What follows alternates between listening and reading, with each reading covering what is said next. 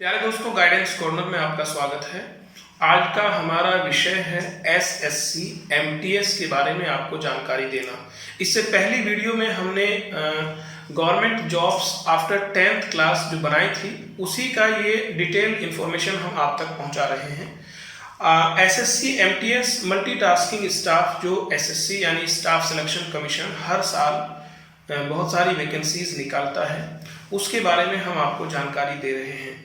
अगर हम eligibility criteria की बात करें तो उसके लिए केवल 10वीं पास, उसमें परसेंटेज भी कोई क्राइटेरिया नहीं है, कोई बोर्ड का क्राइटेरिया नहीं है।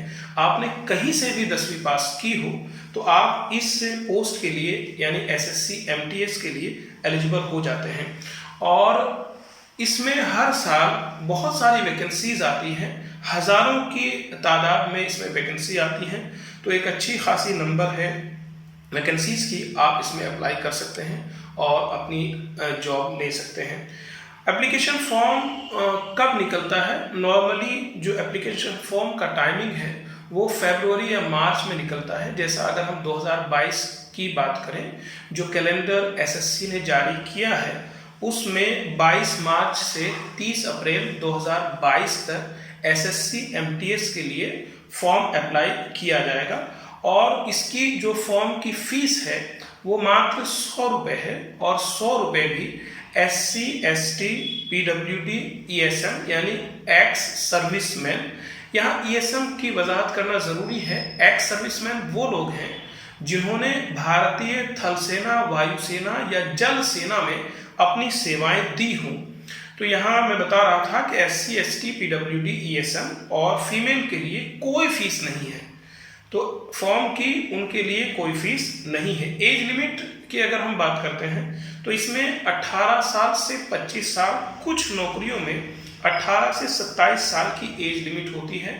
SC ST को 5 साल, OBC को 3 साल और PWD को 10 साल की इसमें भी छूट होती है। रिजर्वेशन सिस्टम की अगर हम बात करते हैं तो जो भी भारतीय विधि के अधीन जो रिजर्वेशन, जो आरक्षण निर्धारित किया गया है वो यहाँ भी अप्लाई होता है। और इसमें SC ST का 22.5%, OBC का 27% और EWS का 10%, ESM यानी एक्स सर्विसमैन का 10% और PWD यानी पर्सन्स विद डिफरेंट एबिलिटी, उनका भी 3% इसमें रिजर्वेशन दिया गया है। अगर हम सिलेबस की बात करते हैं तो सिलेबस आपका वही 10th क्लास का सिलेबस होता है जो आपके स्क्रीन पर चल रहा है। तो 10th क्लास का सिलेबस और जीके भी वही, जो नॉर्मल जीके यानी जिस साल आप एग्जाम दे रहे हैं उस साल की जो नॉर्मल जीके है उसकी जानकारी आपको होनी चाहिए। पैटर्न ऑफ द एग्जाम की अगर हम बात करते हैं तो इसमें दो टायर होते हैं। टायर फर्स्ट होता है और टायर सेकंड होता है। टीयर फर्स्ट की अगर हम बात करते हैं तो वो जून जुलाई में नॉर्मली हो जाता है और टीयर सेकंड नवंबर दिसंबर में होता है। और टीयर फर्स्ट जो है ये आपका कंप्यूटर बेस्ड एग्जामिनेशन होता है, यानी ऑनलाइन एग्जाम होगा। इसमें एक पेपर होगा जिसके 4 पार्ट होंगे और ये पेपर आपका 90 मिनट का होगा।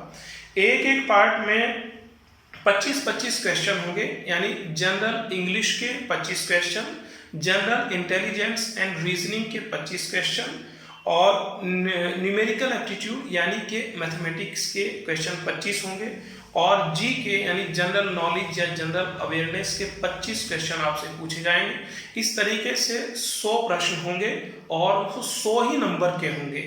और यहाँ नेगेटिव मार्किंग भी होगी, यानी अगर आप एक क्वेश्चन गलत करेंगे तो आपका 1/4 यानी 0.25 नंबर कट जाएगा।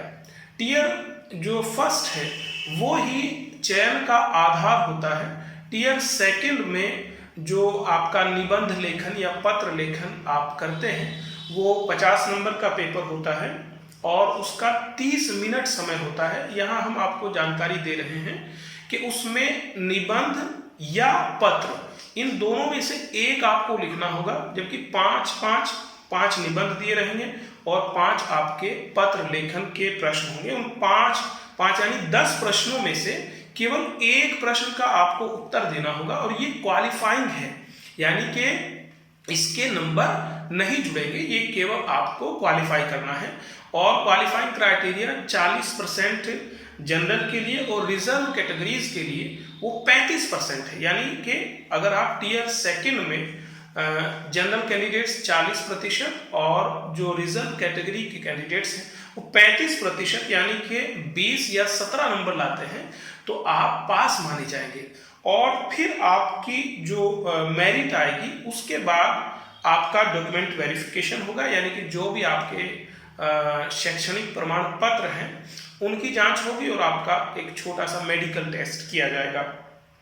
मीडियम ऑफ द टेस्ट की अगर हम बात करते हैं तो वो दोनों हिंदी और इंग्लिश दोनों में पेपर आएगा, यानी हिंदी और इंग्लिश दोनों में एक साथ वो आपका पेपर होगा।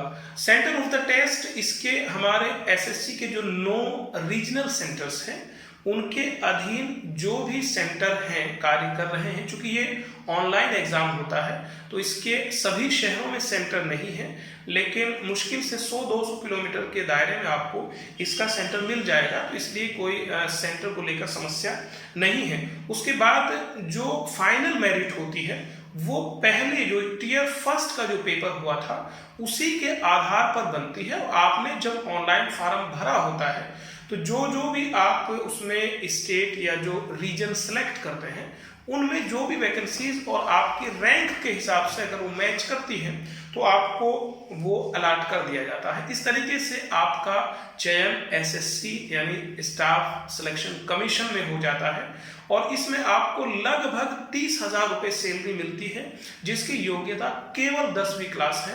तो अगर आप 10वीं पास हैं या हायर एजुकेशन में भी चले गए हैं और अभी तक आपको गवर्नमेंट जॉब नहीं मिल पाई है तो आप इस जॉब के लिए अप्लाई कर सकते हैं।